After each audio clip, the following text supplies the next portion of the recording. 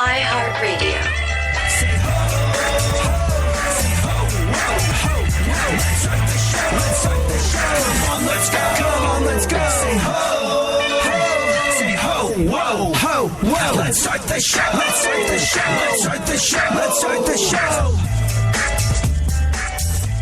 So, I don't know whether or not you have been following Gruber, the Obamacare architect, and his numerous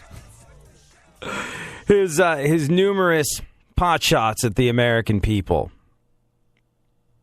It was one of those, ooh, yeah, I didn't know there was a tape recorder running at this particular moment when I admitted that Obamacare was a tax and said that we made the legislation around Obamacare purposely difficult to understand because it needed to confuse stupid American voters so we could get it done. We'll get into that and why he is, in fact, correct. American voters, not necessarily you, American voters are stupid. Why? Because politicians like to cultivate a base of stupidity. The stupid voter, well, that's the most wonderful voter of all. And we'll talk about why, and we'll talk about the wherefores of the whole situation and what perhaps we can do about it a little later on in the show. Right now, though, let's take a look at the events of today in our segment, My Witness News. In no way, shape, or form fair, certainly not balanced. Funkhauser, A, how are you today? B, what is going on in the world? Wow, last night was rough for Funky. I'll tell you that much. Why? I had some you do? Food thing that happened. You know, like the aftermath of an excellent dinner. That Montezuma's Revenge? Several hours later in the middle of the night. All the... Awaking you from a very dreamlike state to absolute hell for about an hour. All the... all the intestinal distress of a vacation to Mexico without any of the sunshine. And then it rears its ugly head 5 minutes before air. So, really? It's a tough morning for Funky. Am I to assume there was an explosive quality to what woke you up yesterday? Yeah, in the wee hours of the night, I was taken hostage. What did you have for dinner? What was it? Oh, man, it was just normal stuff. Name the restaurant. I'm trying to remember. Oh, I had a pizza. Yeah, but I usually order from Domino's because they have a really cool app on their thing that you can watch it like being cooked and stuff. But this time I went to Pizza Hut. Really? And it was the first pizza experience in a long time. That may have done it. See, I eat Pizza Hut every single Tuesday. I give away delicious Italian-inspired circular foodstuffs once every week on my show because I actually work with Pizza Hut. And I eat Pizza Hut pizza. I mean, Pizza Hut don't listen to this show, and they're not paying for anything on it, so it's not like we have to be careful of that. But I eat Pizza Hut once a week. Once a week, every single Tuesday, I get a free pizza. Don't bother packing a lunch. Just enjoy free pizza day. And I found them to be delicious. And I hadn't eaten Pizza Hut in a little while.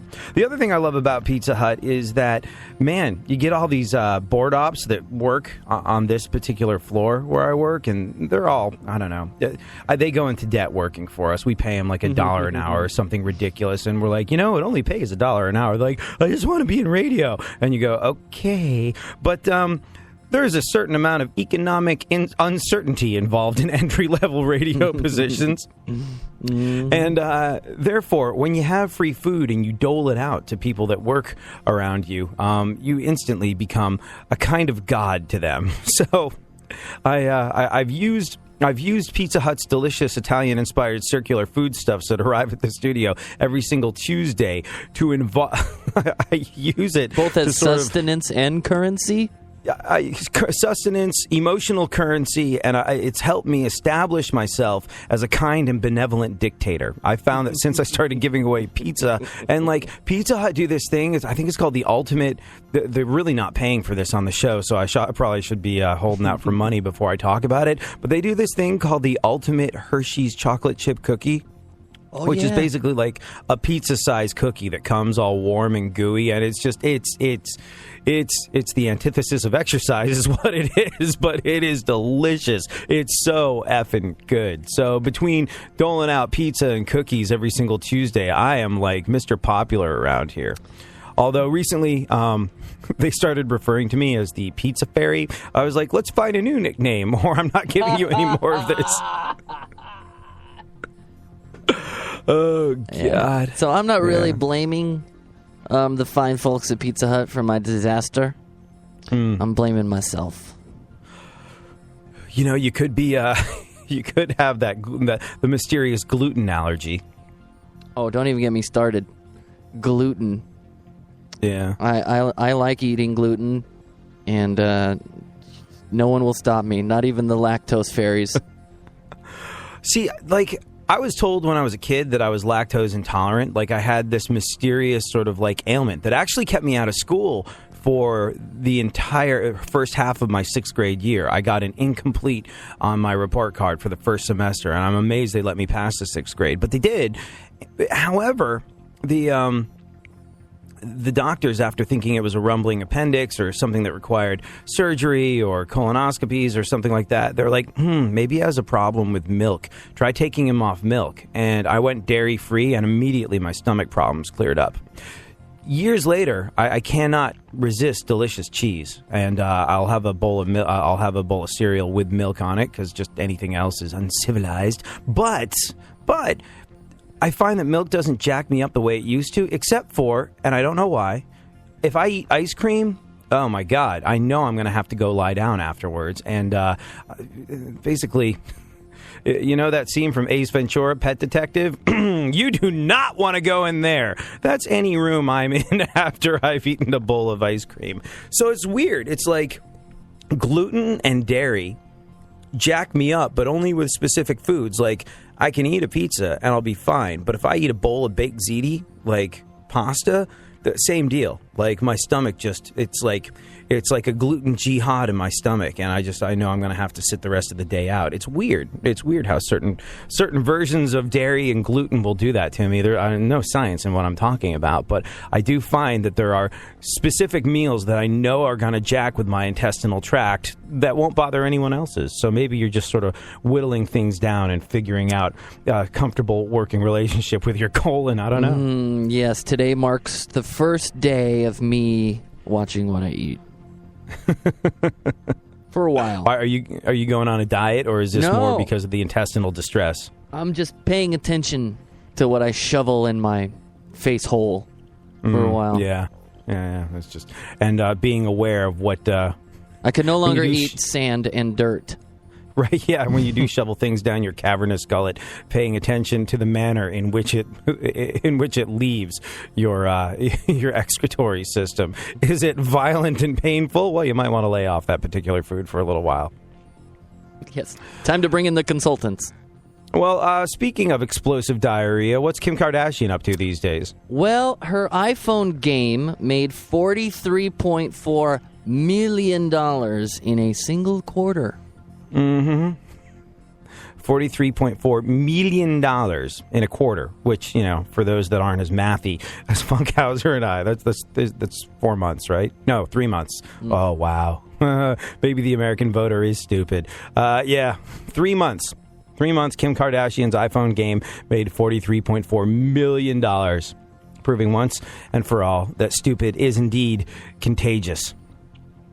You know, maybe Gruber was right, because you know who voters are? People that buy the Kim Kardashian iPhone game. Do you want them voting for things? No, I don't believe you do. We'll get into the whys and wherefores of that later on in the show. Right now, what else is going on in the news, Funkhauser? Leonardo DiCaprio. Jack! Don't let go, Jack! He turned 40 yesterday. You know, he really is, as it turns out, the king of the world, though. I think he celebrated the day of his 40th birthday the same way he celebrates everything, by continuing to be infinitely better than you in every single conceivable way. Let's just cross our fingers that he somehow managed to find some female companionship to help him ease into middle age. Oh, maybe. Happy birthday, Leo. What else?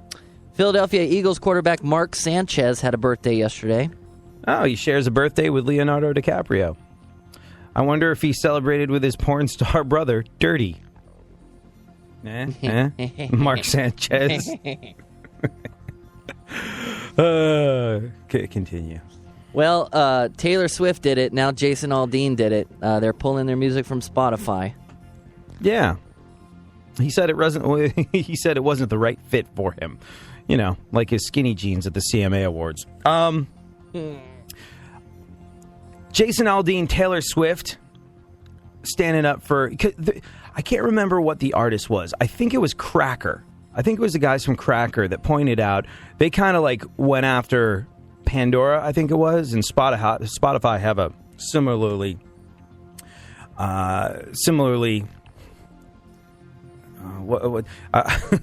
bad contract deal with their label? Well, just unfriendly. You know what? It's unsupportive to artists making money.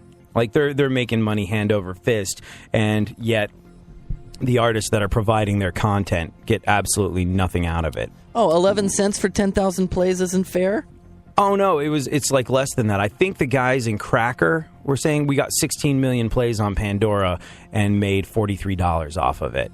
And then there was like somebody who got something like 60 million plays, and he made like $12,000 off of it. But he had to split those $12,000 with with the other three guys in his band. So, like, Spotify, Pandora, Rhapsody, all these, like, streaming platforms, incredibly egregiously unfair to artists. They're basically turning their content into humongous profits, and artists make nothing out of it, nothing at all, nothing, I tell you, nothing. There's really no incentive to go create music anymore. Like, it's really strange. But I think it works well for, like, the Jason Aldeans and Taylor Swifts of this world, because they're country artists. And, well, the cool thing about the hardcore country fans, and I would say the hardcore rap fans as well, hip-hop fans and country fans. You know why hip-hop and why hip-hop and country music continue to be profitable when other forms of music, the profit margin is steadily decreasing? It's because country and hip-hop fans, the hardcore base of them, they lack the internet connection and a lot of times the opposable thumbs and the wherewithal and the computers necessary to steal music online. So they're still the ones that would be like, I'm going to take my husband or my sister wife to the Jason Aldean concert. We don't need shoes this week. Nah, we can just go. And they'll buy the t-shirt. They'll buy the program. So, yeah, here's the thing. If you're making intelligent music for intelligent people, they're essentially going to fiscally rape you by only listening to your stuff on streaming platforms, and they're not going to go out and buy it. But country music fans and hardcore hip-hop fans, yeah, they're the ones that, like I said, lack the broadband connection and the opposable thumbs necessary to steal your music online. So there you go. The only internet I'm aware of is the internet in your swim trunks. Couldn't have put it better. Please continue. The U.S. military made a robot that can stand in the crane position like Ralph Macchio in The Karate Kid. Oh. Unfortunately, it's useless without a Mr. Miyagi robot telling it to focus or wax on, wax off. The U.S. military does realize that we're fighting ISIS and not Cobra Kai, right? Same thing. Yeah. Oh, sweep the leg, no mercy. Go on. Ebony Magazine revealed their annual Power 100 list of most influential black Americans. Sorry. Robbed again, Sinbad. Better luck next year. Just missed it. Kadeem Hardison. Go on. Is that a real name? No, not Sinbad. It's the Kadeem Hardison. I got it. You don't know who he is. That's why I didn't make the list. 2 people got that joke, but to those 2 people, I am now a god. Go on. Nick Carter of the Backstreet Boys, he says his family is trying to use him for his money. Well, I have a feeling the joke's going to be on them when they realize it's 2014 and Backstreet Boys don't have any money. I can maybe buy you a pizza. Although, you know, it might wake you up in the middle of the night based on Funkhauser's experiences. What else? People are twice as likely to make bad decisions when they're hungry. In other words, damn you, Michelle Obama, stop feeding your husband kale and let him have a steak for once. The economy is in bad shape.